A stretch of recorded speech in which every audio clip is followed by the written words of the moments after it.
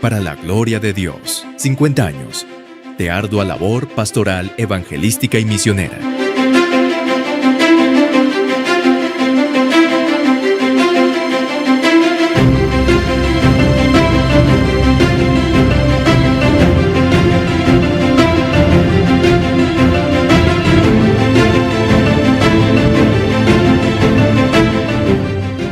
Conoce nuestra historia. Los diferentes pueblos en contra, muchos de ellos, de sus propios pastores, que no los dejaban ir. O sea, había una oposición abierta, porque como muchos de ellos llevaban 10 años, 15 años, por ahí con un grupo moribundo, que no crecía, y al ver eso decían, no hombre, porque son cuestiones sobrenaturales, misteriosas.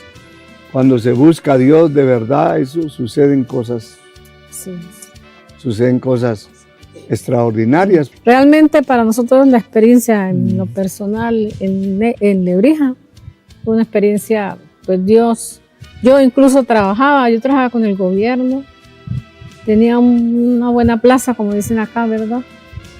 Y me acuerdo que mi esposo me decía, porque teníamos un presbítero que decía que yo tenía que renunciar, que yo no podía seguir trabajando, pero eso para mí era una ayuda porque estábamos comenzando. Entonces tuve que renunciar, pero mi esposo me dice, al mes ya, los ingresos de la iglesia se superaron tanto que, como él me decía, mire, Dios está demostrándole a usted de que no necesitaba seguir trabajando, porque lo que yo ganaba de sueldo en el mes, eso aumentó las entradas y era más de lo que yo ganaba. O sea, fuera de lo que entraba, entró mi sueldo. Entonces él me dijo, mire lo que Dios hace. Y yo comprobé que realmente Dios nos había llamado, quizá no tanto que yo haya sido una gran predicadora, pero Dios ha estado en ese asunto y en medio de todo, ¿no? De luchas, batallas y problemas como son normales en la vida de una familia, un matrimonio. Y pues en Neiva, en Lebrija fue una gran bendición en ese aspecto. Dios nos bendijo y Dios nos estaba preparando para lo que iba a venir al futuro en Neiva. Sí fue muy duro, muy difícil, el clima de Lebrija es un clima muy agradable y allá era muy caliente. Pero yo, con la ayuda del Señor, yo soy una mujer que me he conformado, como dijo Pablo, estoy acostumbrada a todo, a tener, a no tener, a tener escasez, abundancia, para la gloria de Dios. Y así pasó, porque en Neiva fue muy difícil. Siempre ustedes saben que dentro de las congregaciones, aunque sean muy pequeñitas, hay hermanos y hermanas que son para uno como padres, como madres, y están atentos, y en el momento que uno menos lo espera, llegan ahí con la provisión, ¿verdad? Y uno orando solamente. Dios es maravilloso. Y no fue difícil. Algo que yo tampoco nunca me quejé, porque yo he visto casos dentro de la obra de que hay esposas que les reclaman a los esposos, mire, pero ¿por qué no me ha comprado esto? Pero mire que el fulano o la fulana sí tiene, ¿verdad? Eso jamás. Mi esposo nunca me podrá decir, sí, ella estaba ahí siempre con lo mismo, ¿no? Yo fui una persona, o soy, hasta la presente, me conformo con lo que el Señor hace, nos da, nos provee. Me he conformado y esa yo creo que es parte del poder uno avanzar, ¿no? Que uno de mujer no sea estorbo para el esposo, para la obra, porque yo creo que eso sí detiene en parte el avance, el crecimiento, y también los hermanos se dan cuenta de eso. Pues sí, yo sé que nunca fue fácil, ¿verdad? Pero como le digo, yo siempre estuve, como le dijera, que Dios proveyera, que Dios abriera el espacio. Nunca puse a mis hijos como que una prioridad o excusa, ¿verdad? Como hay muchos que, pero el colegio de mis hijos, pero ¿dónde van a estudiar? Pero si los saco de aquí, que se nos va. No, a mí eso era lo de menos. Yo sabía que si Dios nos llevaba o Dios nos guiaba, nos trasladaba, Dios iba a proveer las cosas. Que no nos íbamos a morir tampoco de hambre. Porque, y algo que yo, a pesar de que Dios me permitió y a mis padres darme cierta calidad de estudio, pues yo tampoco fui una joven que me quedé de brazos cruzados, ¿no? Siempre procuré aprender algo más, a coser, a tejer, a hacer quehaceres que nunca me impidieron a mí que yo misma le hiciera la ropa a mis hijas, a mis hijos, al niño no tanto, pero sí a las niñas, ¿verdad? Uno de mujer tiene que saber cómo se conduce, no esperar que todo se lo den ya hecho, ¿verdad? Y claro, hoy la situación es mucho más diferente, digamos, no como en esos tiempos. Sí, gracias a Dios, pues esa es parte ya de las añadiduras. Son las añadiduras. Siempre tuve en mi mente presente desde que me convertí al Señor, buscad primeramente el reino de Dios y su justicia y todo lo demás es añadido. Yo decía antes de estar casada, si tú me das un esposo, eso es añadidura, Señor. Lo demás, pero lo más importante es buscar. Y una buena añadidura.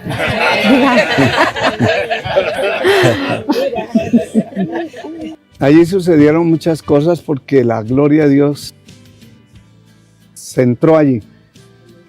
Y de las últimas gradas del Coliseo bajaban danzando, dando vueltas. Yo medio miraba, porque la presencia de Dios era real.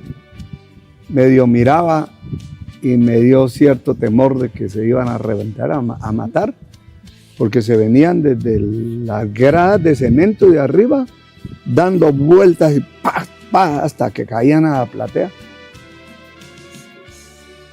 Y eso fue una cosa tremenda, y gritaban, y algunos gritaban mencionando el país donde se iban a ir. Sí. De allí salieron misioneros en ese entonces para Chile, para Argentina, para África. El muchacho que me el que fue a romper piedra allá en África era de Medellín. Un joven también, de los que estaban ahí, para bastantes lugares. Y a mí el Señor me habló a través de él, porque yo ya tenía en el corazón, o sea, durante mediados del año 84, que ya el Señor me iba a sacar de allí, cuando ya el templo se había construido, había una congregación ya importante, todo pago, milagros tremendos. Ya el Señor empezó a hablarme de nuevo, me veía por allá en los aeropuertos con una maleta, una cosa rara, y a soñar y a tener tratos directos. Y yo empecé a entender, el Señor quiere llevarme a otra parte, pero fuera del país. Yo no veía ningún otro lugar allí, era a otro país. No era tan fácil, porque yo siempre era muy así en mi familia, ¿verdad? Yo como sí tuve una familia integrada, gracias a Dios, y yo siempre con ellos fui muy unida a mis padres y a mi familia. Yo en lo más que pensaba era en eso, en separarme de ellos. Pero bueno, todo tiene su tiempo y Dios nos dio la fuerza, y que hasta aquí ya se me alejaron todos. Porque ustedes saben que cuando la tecnología no existía, ni siquiera llamadas, una llamada de aquí a Colombia valía en ese tiempo como 100 quetzales 3 minutos. Y eso era cada 3 meses que hacíamos el esfuerzo para yo poder llamar a mi mamá. Carísimo. Carísimo. Y usted sabe que la tecnología, eso, los teléfonos, hace como unos 10 años, los que saben de eso. Y ya que empezó que el WhatsApp, eso fue una novedad. Entonces ya la familia ya estaba por allá, ya no me interesa mucho, dirían, ¿verdad? Pero sí, eso separó bastante, nos separó. Pero bueno, recordando lo que mi esposo dice de cuando Dios sintió el llamado, ¿no? Para salir. Recuerdo que en una convención, el hermano Ortiz nos llamó a los...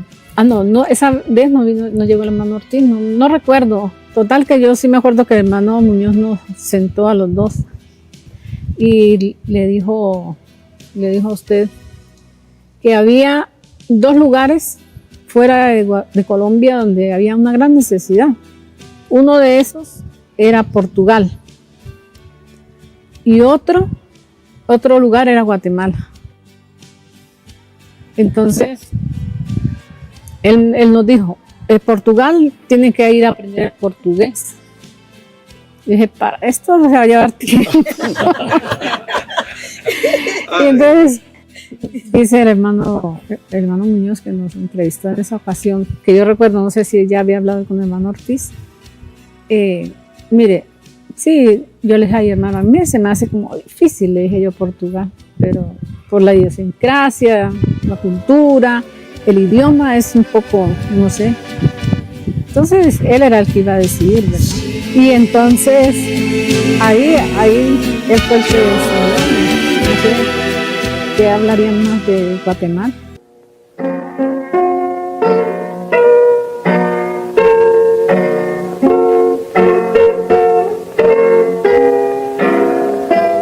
Para la gloria y honra del Señor, dedico estos himnos a quienes han sido mis amigos en la labor espiritual en el departamento del Huila, con quienes he trabajado, he llorado y me he gozado viendo lo que Dios ha hecho. No desmayes, la victoria está segura. Ore por mí para que juntos lleguemos al final. Su hermano y amigo Álvaro Garavito. Me acompañan en esta grabación los hermanos Luis Podanía y Giovanni Lozada.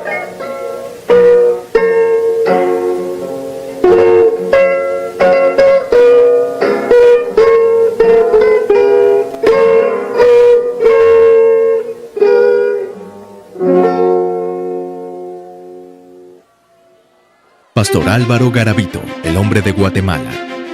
13 de abril de 1985.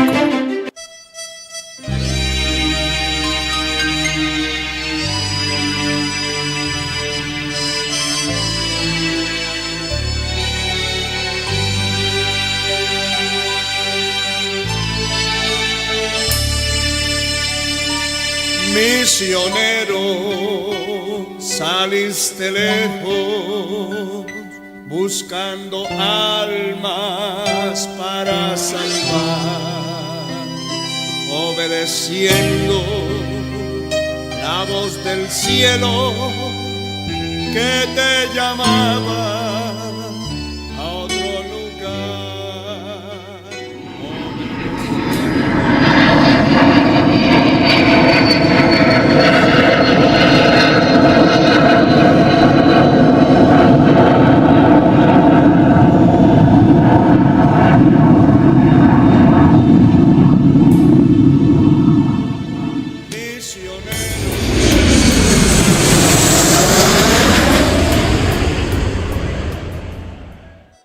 Aquí vinieron de varias partes, semanas, meses, estaban, pero no eran capaces de formar un grupo, definitivamente. Entonces, ya el pastor Ortiz dijo que iba a haber un congreso en Panamá de Centroamérica. A lo lejos recuerdo que era de Centroamérica, y que me llevara la maleta lista. Eso era en marzo, que se iba a hacer ese congreso y que luego, terminando el congreso y todo, me venían a dejar. Para que explorara. Bueno, él decía que iba a haber un congreso y que habían por lo menos unos 10 lugares que se necesitaba un misionero que orara para ver para dónde. Le dije, mire, usted es el líder, a usted es que Dios lo levantó para eso. Donde usted diga, a mí lo que me interesa es que Dios vaya conmigo, no importa donde sea, a donde sea. Yo creo que lugares más feos de los que había pasado ya no.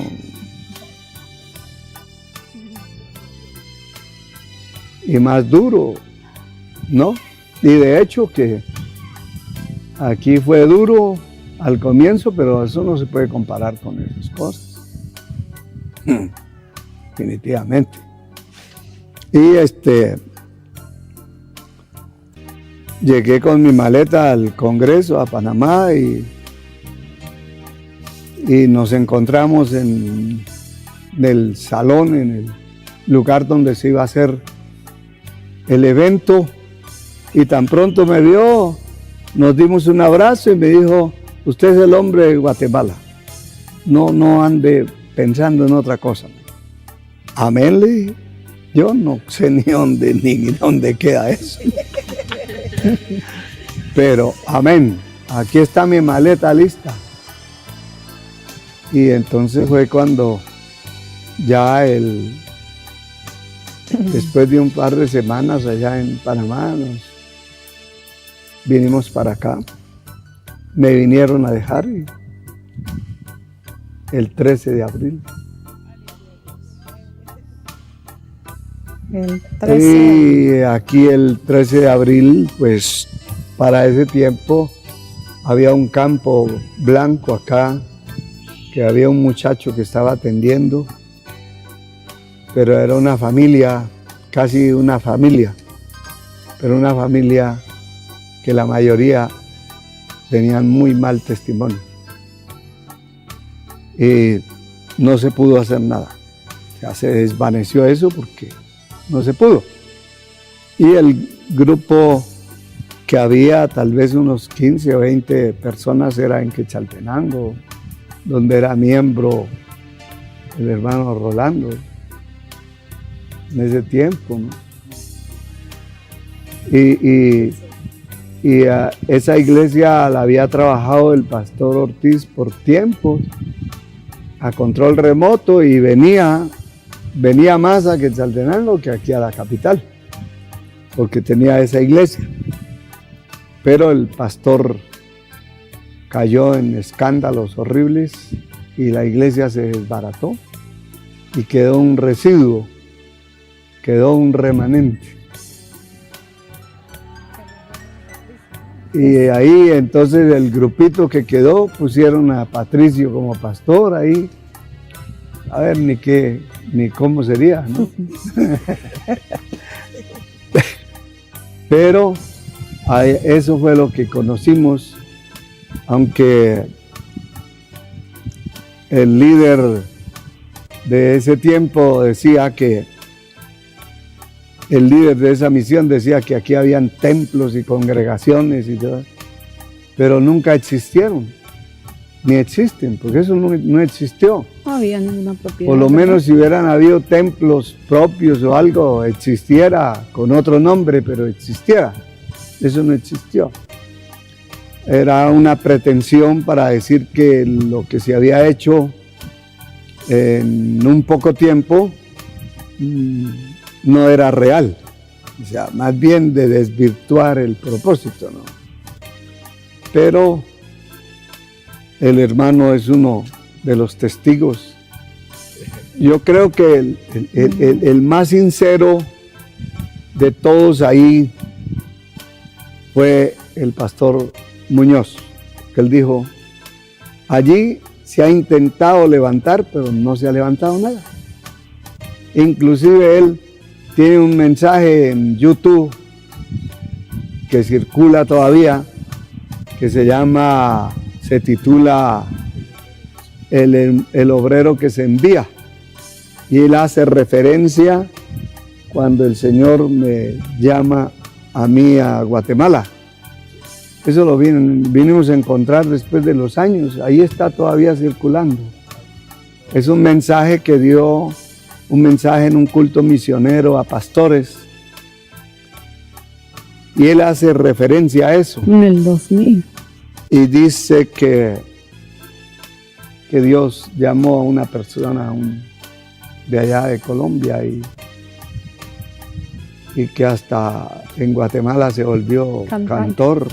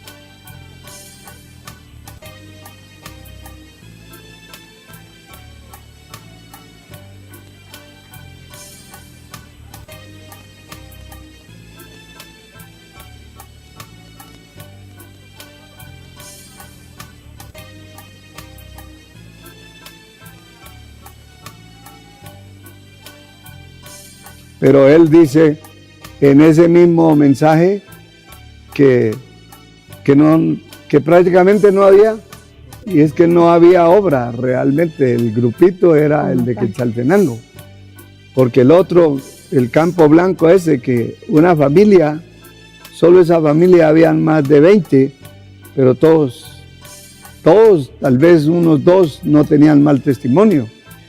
Los demás se agarraban entre ellos.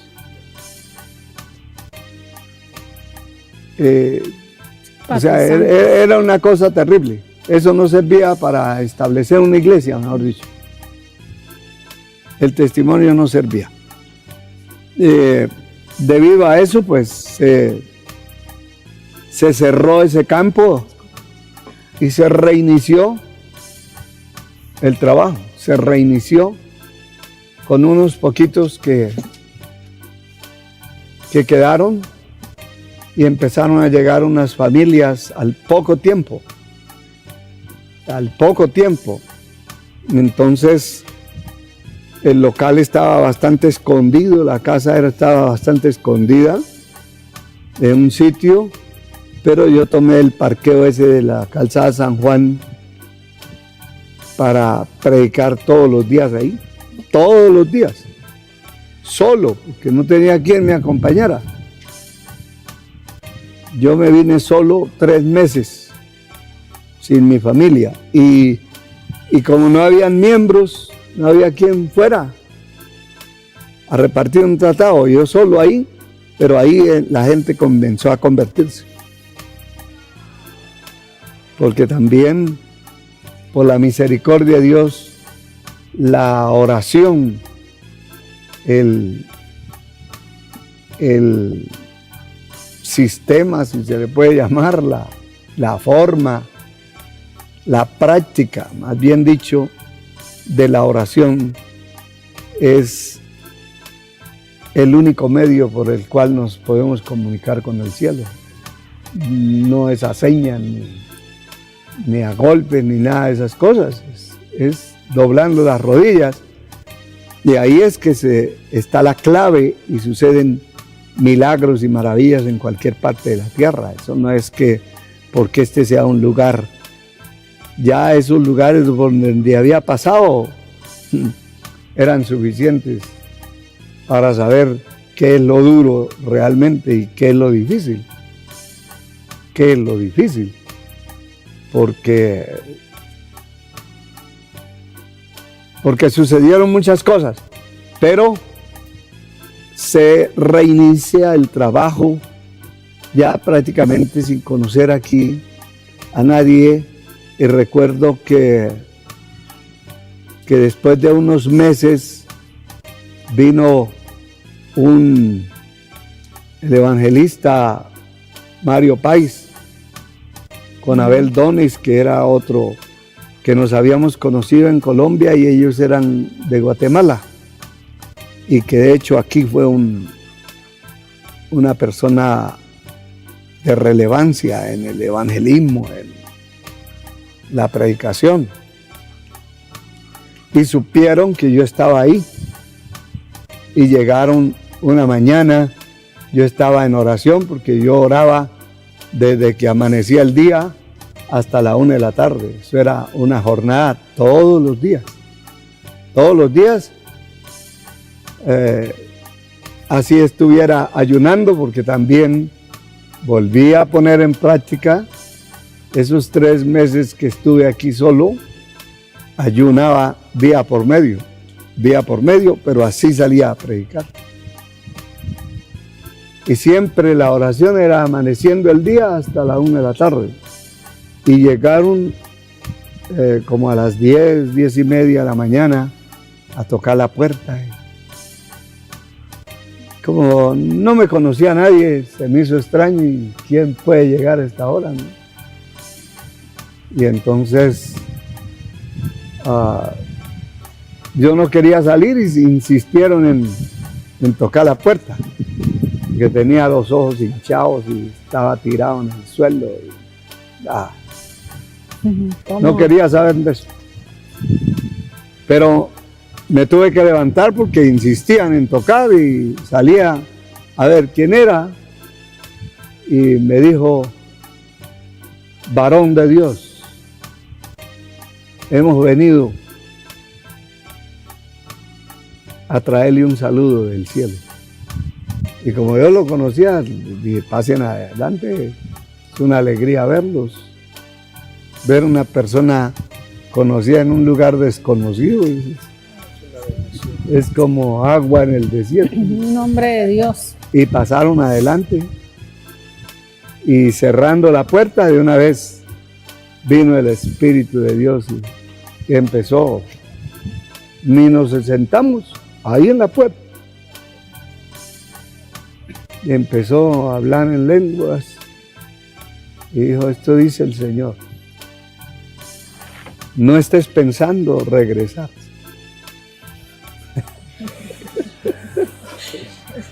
Aleluya, gloria a Dios. Te he traído, y aquí vas a ver mi mano y mi poder moviéndose. Tus oraciones han subido al cielo, y vas a ver lo que estás pidiendo. Fueron palabras muy así, como muy directas y puntuales. Dejaron una ofrenda y se fueron. No era una visita de reírse ni nada de esas cosas. Era el mensaje directo. Y las cosas que yo estaba pensando y que se me habían venido a la mente, y esas aflicciones y una cosa dura, difícil, porque ya tenía que cambiar de lugar, cambiar de local, porque ya la sala esa se había llenado. Ya no cabíamos ahí en la sala. Entonces había que cambiar de lugar, había que buscar otro sitio. Y me pasé con ese grupito para allá, para cerca de la 48 avenida, que se me grabó desde ese tiempo, ¿no? La avenida de la San Juan hasta la Elín. Y cuando recién me pasé y empecé a ver ese río de gente, terrible. Cientos de buses cargando gente en cada culto y eso parecía una procesión. Y yo con ese grupito ahí, y entonces se me confundió la mente. En ese tiempo fue que llegaron ellos. Porque se me confundió la mente por unos días. ¿Qué vine yo a hacer aquí?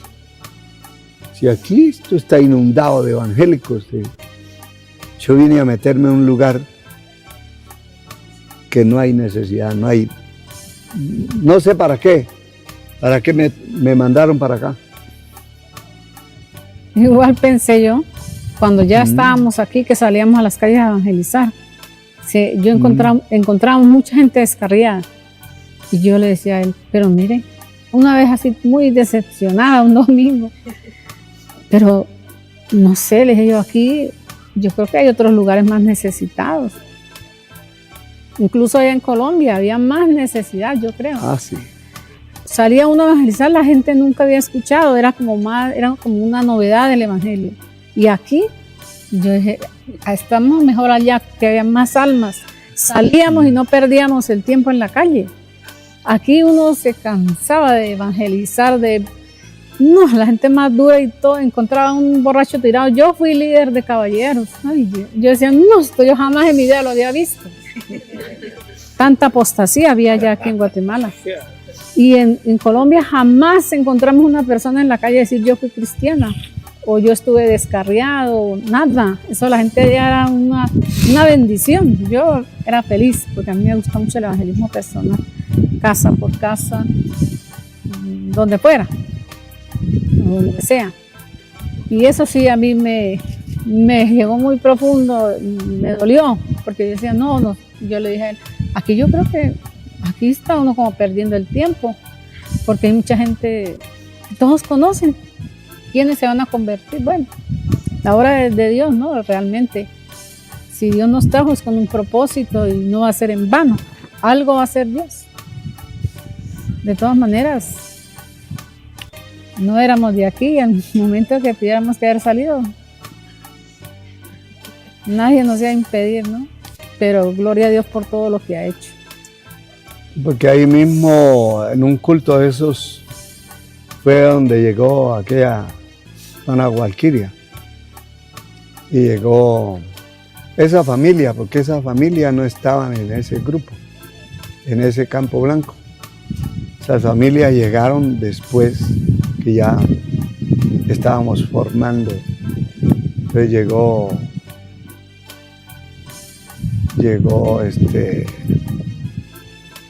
Guillermo Pérez, Ana Juanita, y llegó Walquiria, que se salieron de una iglesia. Y Dios le dio, en un culto de esos, el Señor me dio una revelación. Estaba orando una madrugada, porque a veces terminaba el culto, yo oraba desde amanecer el día hasta la 1 de la tarde. Y después salía a evangelizar. Después venía, si no estaba en ayuno, a ver que cocinaba un caldo ahí con unas papas para comer. Caldo santanderiano. Y dele. Venía el culto, terminaba el culto, y otra vez preparaba algo y me quedaba orando hasta la medianoche o hasta la madrugada. Y esa noche me dio una revelación el Señor. Y yo vi perfectamente el color de la ropa que traían esas damas y los que venían, era un grupito que venían entrando al local.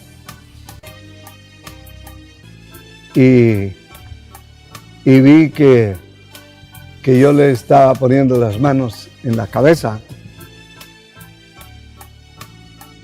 Y cuando fui a orar por esa señora,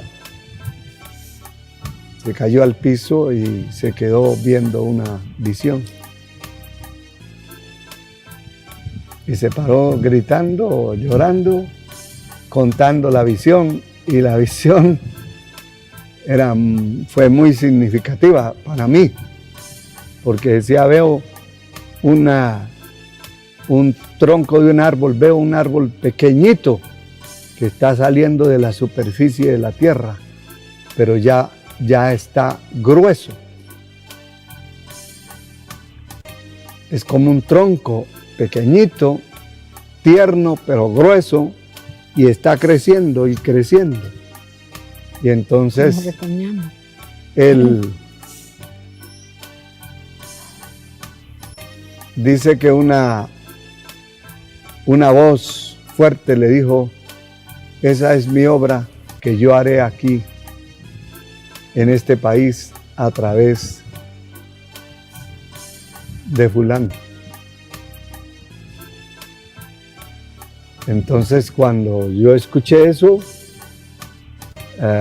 se complementó con lo otro que me había dicho en el mensaje profético. Y yo dije, definitivamente, aquí se secará el enemigo, pero yo no voy a poner un pie de retroceso para atrás de ninguna manera. Entonces ya se encamina uno realmente a hacer lo que el Señor ha trazado para hacer. Y de ahí, pues también sucedió un milagro con un hombre en la zona 1, detrás de la aduana, y ahí fue que fuimos a hacer ya culto como Campo Blanco, con un milagro que Dios hizo. No necesité ni siquiera orar por él, pero él lo tenían prácticamente desahuciado completamente. Como traumatizado. Cuando se restauró los programas de Radio BA, entonces le ponían el radio, un radio para que escuchara los mensajes, y se comunicaron conmigo, y de esa manera logramos pasar a Gerona. Allí se reinició el grupo. Entonces ya para esa fecha ya se había quedado la semilla para el milagro. Del milagro ya pasaba para Jacob, pero en el milagro sí se estableció unas familias en ese tiempo, y también pues sucedió lo que tenía que suceder ahí en Belén.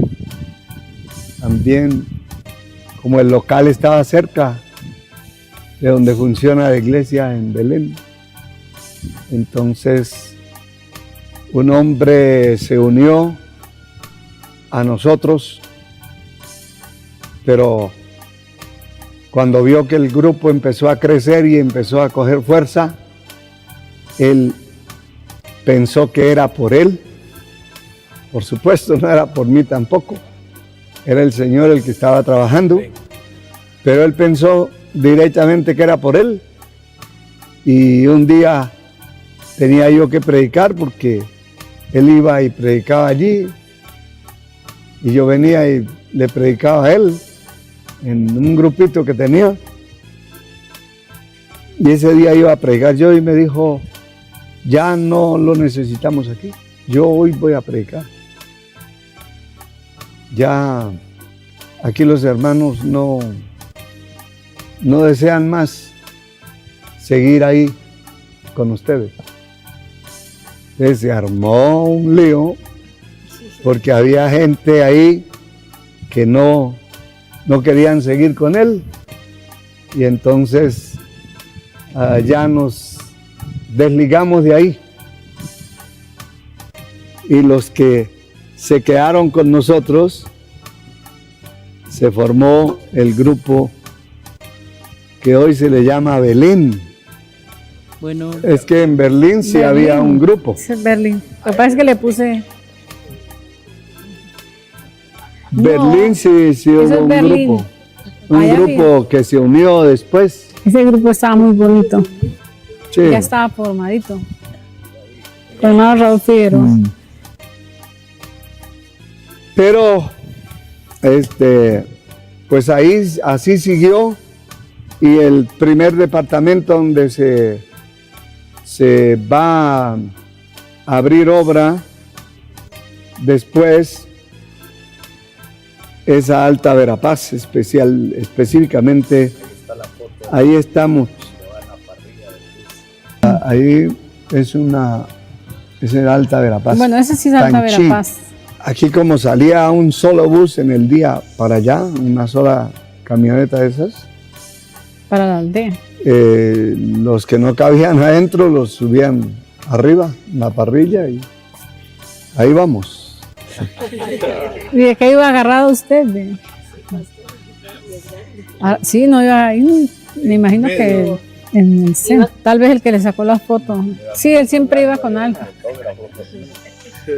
Con alguien. Bueno, en ese tiempo Carmelo Ruiz, el papá de los hermanos José Chacas.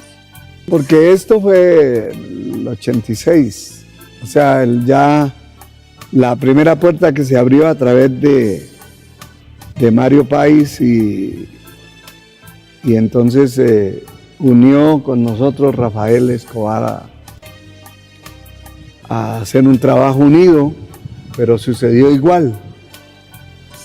Como todo eso estaba desatendido por años, entonces cuando empezamos a hacer vigilias y a hacer ayunos y empezó eso a surgir y a crecer, el hombre se llenó de celos y dijo que tampoco quería que estuviera. Yo le dije, usted se buscó un problema, porque aquí hay gente que no se va a quedar con usted. ¿Cómo no se van a quedar? Si todos llegaron cuando yo estaba ahí, yo le estoy diciendo que no se van a quedar. Y usted depende. Y la noche que anunció, de una vez se partió el grupo, unos para un lado y otros para otro. Yo le dije, pero usted no escuchó, entonces nosotros vamos a seguir haciendo culto aquí y usted al otro lado. Y entonces ya me tocaba a mí ir más seguido. Después se abrió en Carchá, San Pedro Carchá, y luego nos quedamos en Alta Verapaz. Pero ese fue el primer departamento. Íbamos a vigilias los viernes, en la tarde nos íbamos de acá de Guatemala y llegábamos.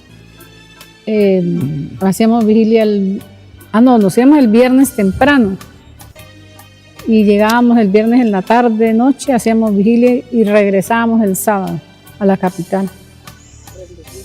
Para el domingo teníamos que estar. Sí, era un esfuerzo que se hacía y Dios vio ese esfuerzo.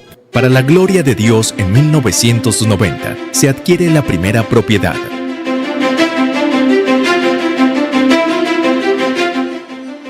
Sí, esta foto Fue muy poco. 1990, porque prácticamente a mediados del 89 logramos conseguir esto, que fue una revelación de Dios. Definitivamente estábamos en la Quinta Calle, en la casa que alquila o que nos alquiló esta librería Oscar de León. Oscar de León, que por un tiempo eso lo habían como abandonado, no sé por qué. Entonces lo alquilaron. Pero el Señor me dio una revelación y yo vi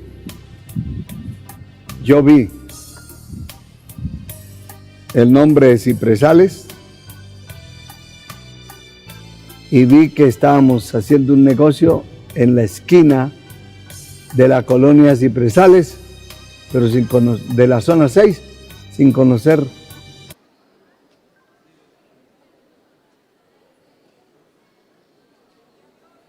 Aleluya.